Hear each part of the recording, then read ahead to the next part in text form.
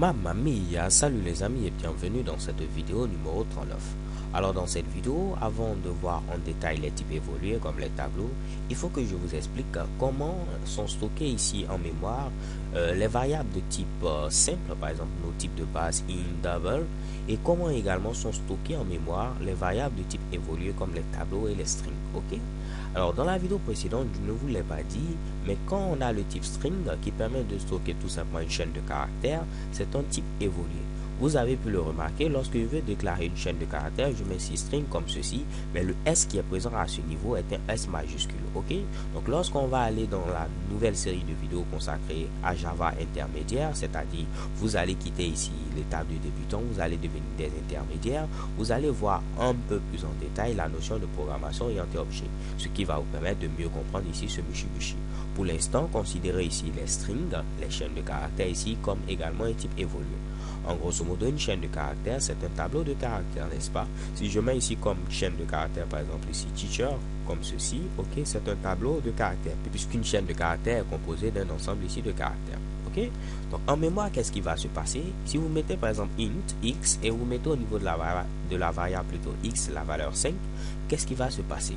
Donc là, je vais prendre ici ce fameux petit crayon là pour dessiner. L'ordinateur va prendre ici en mémoire un espace, il va mettre ici la valeur 5 et chez Kebam, il va dire que ceci correspond tout simplement à ma variable x. Donc au niveau ici d'une case qui correspond ici à l'emplacement où j'ai ma variable x, on stocke directement la valeur ici 5. Donc c'est comme ça qu'on fait ici tout simplement le stockage au niveau d'une variable de type de base, par exemple ici double int. Mais si vous avez par exemple une variable d'un type évolué, par exemple pour les chaînes de caractères, donc cette fois-ci, si je déclare une chaîne de caractères, donc je mets ici string comme ceci, ok, et je rappelle ma chaîne de caractères chaîne et je mets comme valeur, pourquoi pas ici, Toto, ok. Donc je vais essayer d'agrandir ce Mushibushi pour que vous puissiez mieux voir, parce que vous voyez que c'est un peu trop petit là, ok. Donc j'ai ce Mushibushi là, j'ai déclaré une chaîne de caractères et j'ai mis ici comme valeur Toto. Alors, cela va être stocké différemment en mémoire. On ne va pas mettre ici directement Toto comme ça au niveau de la mémoire. Non, cela ne se passe pas comme ça. On va venir ici, créer ce qu'on appelle une chaîne de caractères qu'on va mettre ici Toto comme valeur. Ok? Donc, une fois que j'ai ici Toto, au niveau de ma chaîne de caractères ici string, on va mettre également ici un élément pour dire que ce qui est présent à ce niveau correspond tout simplement à ce que j'aurai au niveau de ma chaîne de caractères chaîne. Ok? Donc, je mets ici chaîne comme ceci. Mais on ne va pas mettre le contenu de Toto directement. Ce qu'on va faire, c'est tout simplement une référence. Donc à ce niveau, on aura tout simplement une référence pour dire que le contenu qui est présent à ce niveau pointe ici sur ce Mushibushi là, Toto. Donc j'ai ma chaîne de caractères qui est bel et bien séparée et on va faire ici un stockage par référence. Donc à ce niveau, c'est un stockage par valeur parce qu'on met directement la valeur, mais au niveau ici des types évolués, c'est un stockage par référence. On va dire tout simplement que notre élément chaîne qui est là, notre variable chaîne, pointe ici sur la chaîne de caractères Toto qui est présente à ce niveau. On ne stocke pas ici directement ici la valeur. Ok?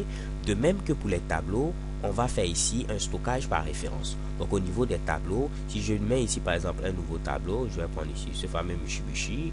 Donc de même, si j'ai un tableau, je mets ici int, j'ouvre mes fameux crochets comme ceci, ok. Donc j'ai ouvert mes crochets, même si vous ne les voyez pas comme ceci, ok.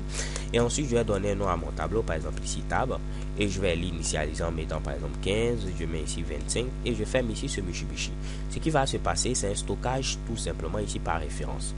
Donc qu'est-ce qui va se passer? J'aurai ici un espace en mémoire, on va dire que ici, ce sera tout simplement pour mon fameux tableau qui est présent à ce niveau. Donc on met ici table et on déclare ici maintenant un tableau dans lequel on va mettre ici deux valeurs. On aura ici première valeur 15 et la deuxième valeur qui est présente au niveau de mon tableau sera tout simplement 25. Donc croyez-moi, c'est 25 que j'ai écrit comme ça, même si j'écris mal. Et ensuite, on va faire une référence à ce niveau pour dire que notre élément ici de type tableau, donc ici table, va pointer sur ce tableau que nous avons créé à ce niveau. Donc on ne stocke pas directement la valeur, on fait tout simplement ici un stockage par référence. Alors les gars, tout ce qu'il faut retenir, ne vous embrouillez pas. Lorsqu'on a des types de base, comme par exemple int, double, char, on fait un stockage par valeur. Mais lorsqu'on a des types évolués, par exemple des chaînes de caractères, des tableaux, on fait ici cette fois-ci un stockage par référence. On ne stocke pas directement la valeur, on fait une référence. Alors les gars, c'est tout pour cette vidéo. So thank you guys for watching. Don't forget to subscribe and have a nice day. XOXO.